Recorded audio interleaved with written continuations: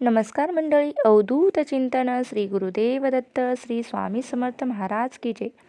बघा, दत्त जयंतीनिमित्त आपल्याला जर गुरुचरित्र पारायण करायचं असेल आणि जर आपल्याकडे पारायण करायला वेळ नसेल तर आपण गुरुचरित्र ग्रंथातील हा एक अध्याय आवर्जून वाचा. कारण तुम्हाला गुरुचरित्र वाचताना इतकेच पुण्य प्राप्त होणार आहे. म्हणजे 4 डिसेंबरला ही दत्त जयंती आहे आणि या दिवसापर्यंत जर का आपण काही सेवा केल्या किंवा काही उपाय केले तर ते खूप प्रभावी ठरत असतात. कारण या काळामध्ये दत्त तत्व, स्वामी तत्व हे 1000 पटीने कार्यरत असतात आणि त्यामुळेच आपण या काळामध्ये सेवा करत असतो. आता कोणी स्वामी चरित्र सारामृत पारायण करत असतं, तर कोणी तारक मंत्राची सेवा करत असतं, तर कोणी श्री स्वामी समर्थ या मंत्राचा जप देखील करत असतं. आता भरपूर महिला पुरुष या मंत्राचा जप करत असतात. प्रत्येकजण प्रत्येकाच्या आवडीनिवडीनुसार आणि वेळेनुसार सेवा करत असतात. आता या काळामध्ये जर आपण गुरुचरित्र पारायण केले तर त्याचे कित्येक पटीने आपल्याला फायदे हे बघायला मिळत असतात. म्हणजे त्याचे फायदे हे आपल्याला होत असतात. आता या ग्रंथाचे पारायण केल्याने एखाद्या गंभीर संकटातून बाहेर पडण्याचा मार्ग देखील आपल्याला सापडत असतो. कुठल्याही प्रकारची व्याधी आजार नष्ट होतात. याने मनुष्य दुःख जे असतं ते नष्ट होतं. घरामध्ये गुरुचरित्र वाचनाने नकारात्मक वातावरण नाहीसं होतं आणि घरात आनंद, चैतन्य, प्रसन्नता निर्माण होते. घरातील वास्तुदोष, पितृदोष यावरही उपाय म्हणून गुरुचरित्र पारायण केल्यास प्रभावी उपाय किंवा अनुभव येतात. प्रत्येक समस्यावर जसे की लग्न, शिक्षण, करिअर, आरोग्य यामध्ये येत असणाऱ्या अडचणीवर गुरुचरित्र वाचन केल्यास सकारात्मक अनुभव येतात. तसेच आपल्या जे कुंडलीतील ग्रह, नक्षत्र, पितृदोष, प्रारब्ध दोष यावर गुरुचरित्र हा एक रामबाण उपाय आहे असं सांगितलं जातं. गुरुचरित्र पारायण केल्याने प्रत्येकाची इच्छा ही पूर्णच होते. स्वामींची पुण्यतिथी असो वा स्वामींचा प्रगट दिन असो किंवा दत्त जयंती असो, या निमित्ताने गुरुचरित्र पारायण हे केले जाते. त्याचप्रमाणे जवळच्या स्वामीच्या मठात किंवा केंद्रात देखील गुरुचरित्र पारायण सप्ताह केला जातो. आपल्याला आवर्जून हे पारायण करायचं असेल तर आपण गुरुचरित्र पारायणाच्या काळात सहभागी होऊ शकतात. आता ज्यांना घरातील कामामुळे किंवा घरातील एकत्र कुटुंब असल्यामुळे किंवा एकत्र फॅमिली असते, लहान मुलं असल्यामुळे त्या माता बहिणींना जे गुरुचरित्र पारायण करायला इच्छा असूनही जमत नाही किंवा शक्य होत नाही, तर अशाने काय करायचं, तर गुरुचरित्र ग्रंथातील आवर्जून एक अध्याय वाचू शकतात किंवा त्याचं पठण करू शकतात. तर तो कोणता अध्याय? ज्यांना अजिबातच वेळ नाही, ज्यांची देखील दत्त जयंतीपर्यंत तुम्हाला होईल तितक्या दिवस होईल तितक्या वेळा तुम्ही या अध्यायाचे पठण हे आवर्जून करा. शक्यतो तुम्ही 11-21 दिवसासाठी सुद्धा तुम्ही हा अध्याय वाचू शकतात. तर हा व्हिडिओ पाहाल तर त्या दिवसापासून तुम्ही सुरुवात करू शकतात किंवा अगदी तुम्ही तुमच्या आयुष्यात दररोज एक अध्यायाचं पठण करू शकता किंवा हा संपूर्ण मार्गशीर्ष महिना देखील या अध्यायाचे तुम्ही पठण करू शकतात. यामुळे बघा, स्वामी महाराजांचा, दत्त महाराजांचा आशीर्वाद हा आपल्याला प्राप्त होतो व आपल्या ज्या आयुष्यात काही दुःख, संकटे, अडचणी, अडथळे आहेत ते नक्कीच दूर होण्यास मदत होते. तुम्ही सेवा मोठी करा किंवा छोटी करा, प्रत्येक सेवेचं फळ हे आपल्याला स्वामी समर्थ महाराज हे देतच असतात. आपली जर का काही ना काही इच्छा असेल किंवा मनोकामना असेल तर ते देखील आपले स्वामी पूर्ण करत असतात. तर तुम्ही हा अध्याय मनापासून वाचा. सर्व नियम पाळणे गरजेचे आहे. तर पहा, याबद्दलची सर्व माहिती आपण आजच्या या व्हिडिओमध्ये जाणून घेणार आहोत. तर चला तर मग. तर बघा, दुःखात असणाऱ्याला आपले स्वामी मार्ग दाखवतात. कारण त्याने एकदा स्वामी महाराजांचा हात धरला तर स्वामी महाराज त्याला आयुष्यभर त्याची जबाबदारी हे घेत असतात. म्हणून स्वामी महाराज हे त्यांची जबाबदारी घेत असतात आणि जेव्हा तो दुःखातून बाहेर पडतो तेव्हा त्याच्या नकळत त्याचा आत्मा हा तुम्हाला आशीर्वाद देऊन जातो. त्यामुळे स्वामी मार्ग हे एखाद्याला दाखवणे हे देखील खूप महत्त्वाचं असतं. आता आपण अगदी ग्रंथाचे या काळामध्ये तर वाटप देखील करू शकतो. आपण स्वामीचरित्र सारामृत ग्रंथ किंवा गुरुचरित्र सारामृत ग्रंथ किंवा तुम्ही इतर कोणतेही जे ग्रंथ तुम्ही हे आवर्जून भेट देऊ शकतात. आपण जर हे ग्रंथ आहेत हे अशा व्यक्तीला द्यायचे आहे की ती व्यक्ती पूर्णपणे वाचेल आणि त्यामुळे त्या व्यक्तीचं दुःख, दारिद्र्य किंवा जो काही त्याला त्रास आहे तो सगळं नकळतपणे त्याच्यातून निघाला पाहिजे. त्यामुळे काय होतं तर त्याचंही दुःख नाहीसं होतं आणि त्याचं दुःख नाहीसं झालेलं त्यामुळे आपल्यालासुद्धा पुण्य मिळत असतं. बघा, आपल्याला जरी पारायण करणे शक्य नसेल तरी देखील आपण हे मार्ग निवडू शकता आणि इतरांनाही दाखवू शकतात. आता इतरांना स्वामी सेवेत आणू शकतो, त्याचप्रमाणे इतरांना दुःखमुक्त देखील करू शकतो. तर पहा, तुम्ही आजपासून दत्त जयंतीपर्यंत ही सेवा तुम्हाला करायची आहे. तुम्ही सेवेला सुरुवात कधीही करू शकता. तसेच दिवसभरामध्ये तुम्हाला कधीही पठण करू शकतात, परंतु दुपारी 12 ते 12:30 या वेळेत मात्र तुम्हाला पठण करायचं नाही. मग तो तुम्ही गुरुचरित्राचा कोणताही अध्याय असो किंवा गुरुचरित्र असो, कारण 12 ते 12:30 ही दत्त महाराजांची भिक्षा मागण्याची वेळ असते. म्हणून त्या वेळेत शक्यतो गुरुचरित्राचा कोणताही अध्याय वाचू नये.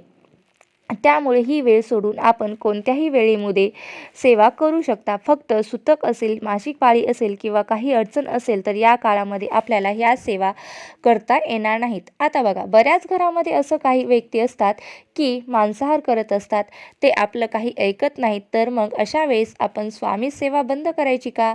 तर नाही, आपण स्वामी सेवा बंद करायची नाही. तर आपण घरामध्ये गोमूत्र शिंपडायचं आहे आणि परत सेवेला सुरुवात करायची आहे, कारण की आपण आपल्या पद्धतीने सेवा ही करत राहायची आहे. आता ती व्यक्ती जर आपलं ऐकतच नसेल तर या गोष्टीला आपण देखील काही करू शकत नाही. पण दत्त महाराजांच्या सेवेमध्ये, स्वामी महाराजांच्या सेवेमध्ये आपल्याला घरामध्ये नॉनव्हेज हे बनवायचं नाही. आता या सेवा करण्याच्या अगोदर आपण एक नारळ घ्यायचा आहे, खडीसाखर घ्यायची आहे आणि जवळच्या स्वामी समर्थ केंद्रामध्ये किंवा दत्तगुरूंच्या मंदिरात आपल्याला जायचं आहे आणि तेथे गेल्यावर आपल्याला जी खडीसाखर, नारळ आणि अगरबत्ती आहे ती स्वामींच्या समोर, दत्तगुरूंच्या समोर ठेवायची आहे आणि आपली जी काही मनोकामना आहे किंवा आपल्या मनातील जी इच्छा आहे ती स्वामींसमोर बोलायची आहे.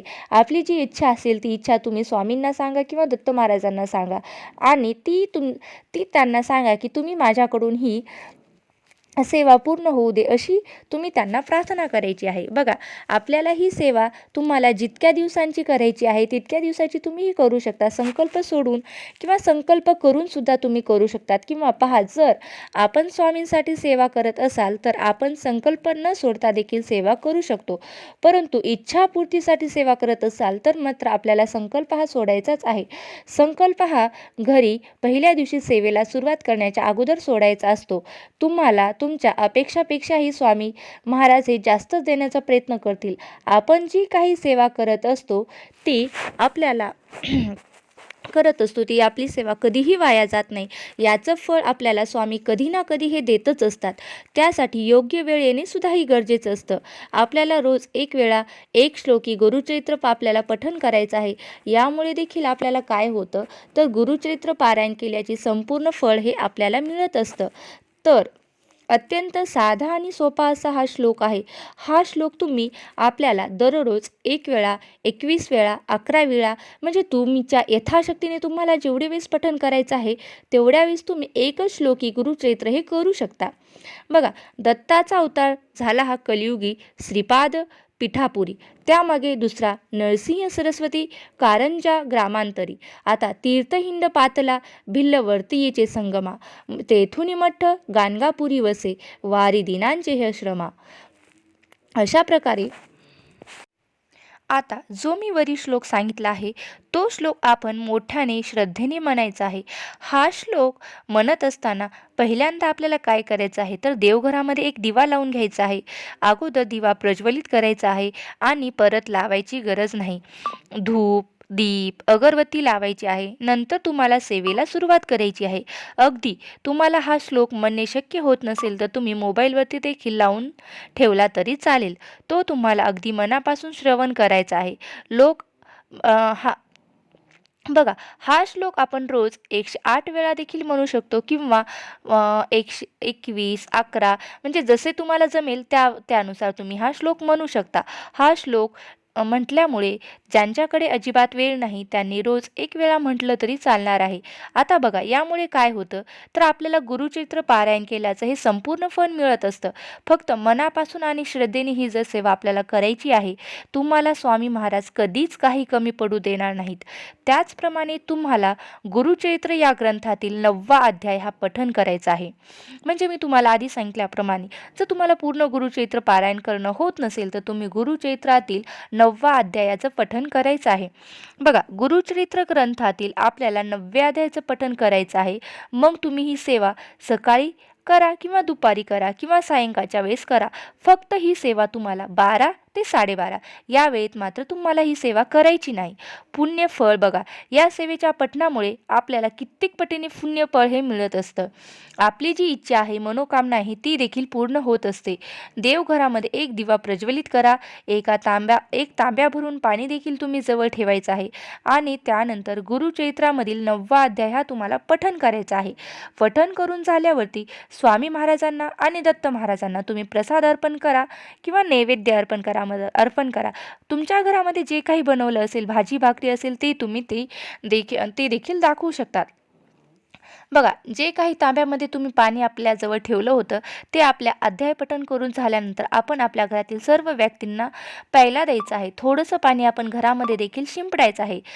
काय होतं तर यामुळे आपल्या घरात जे काही नकारात्मक दोष आहेत, वास्तुदोष आहे ते दूर होण्यास मदत होते.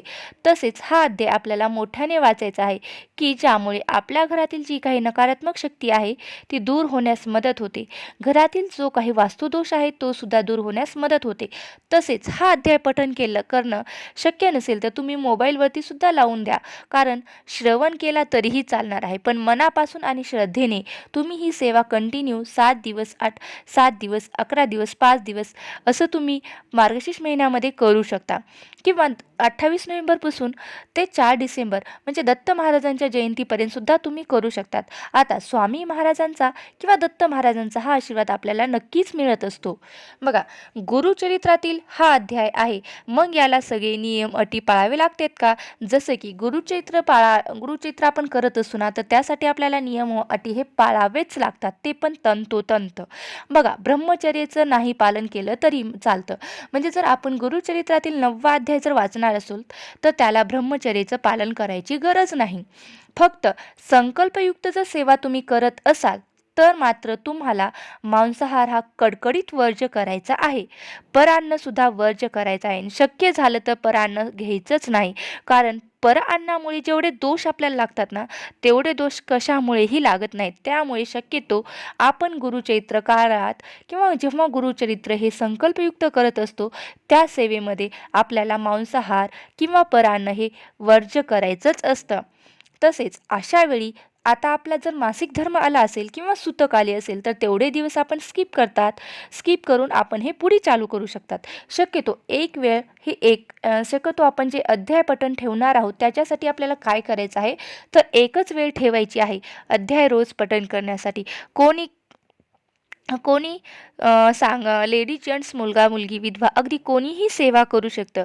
गुरुचरित्राचे सगळे नियम जेव्हा आपण गुरुचरित्रातील हा एकच अध्यायाचं पठण करतो तेव्हा त्याला गुरुचरित्राचे सगळे नियम पाळायचे अजिबात काही गरज नाही. अगदी कोणताही मोठा नियम वगैरे काही नाही, फक्त मांसाहार याला वर्ज्य करायचा आहे. आता हा आहे गुरुचरित्राचा मोठा ग्रंथ. तो खूप पवित्र ग्रंथ आहे. आपण रोज त्याला हलवूही शकत नाहीत किंवा हाताळूही शकत नाही, कारण गुरुचरित्राचं पारायण करताना सुद्धा आपण त्याला रोज गुंडाळून ठेवतो, कारण त्याच्यामुळे गुरुचरित्रातील प्रत्येक अध्याय हा छोटं पुस्तक आपल्याला मिळत असतं. कोणत्याही तुम्ही धार्मिक ठिकाणी किंवा तुम्ही स्वामी समर्थ केंद्रात सुद्धा जाऊन तुम्हाला हा 9व्या अध्यायाचं पुस्तक हे मिळू शकतं. गुरुचरित्रातील पुस्तक किंवा ग्रंथ हवा आहे तो तिथे तुम्हाला दिलं जातं. त्यामुळे हा छोटंसं पुस्तक असतं ते आणि तुम्ही हा रोज अध्याय पठण करू शकतात. कारण तुम्ही जर मोठं गुरुचरित्राचं हात लावलं तर त्याला विटाळ किंवा शिवायशी होऊ शकते. त्यामुळे तुम्हाला जर वाटत असेल की मित्र मैत्रिणीकडून देखील ही स्वामी सेवा घडावी तर त्यांना देखील तुम्ही हा व्हिडिओ नक्की शेअर करा. किंवा तुमच्या रिलेटिव्हला देखील हा व्हिडिओ तुम्ही नक्की शेअर करू शकता. जर का एखाद्याची अडचण असेल आणि त्याच्यामुळे जर तुमच्या सांगण्यामुळे तर त्याला त्याच्या अडचणीतून मार्ग निघत असेल किंवा तुमच्या सांगण्यामुळे त्याच्या अडचणीतून मार्ग दाखवण्यासाठी तुम्ही हा व्हिडिओ त्यांना नक्की शेअर करा. आणि जर हा व्हिडिओ जर आवडला असेल तर व्हिडिओला नक्की लाईक करा, शेअर करा आणि कमेंट बॉक्समध्ये श्री स्वामी समर्थ आणि श्री गुरुदेव दत्त नक्की लिहायला विसरू नका. आणि व्हिडिओ शेवटपर्यंत पाहिल्याबद्दल अगदी मनापासून आभारी आहे. धन्यवाद. श्री स्वामी समर्थ. जय जय स्वामी समर्थ. अवधूत चिंतन. श्री गुरुदेव दत्त. श्री स्वामी समर्थ महाराज की जय.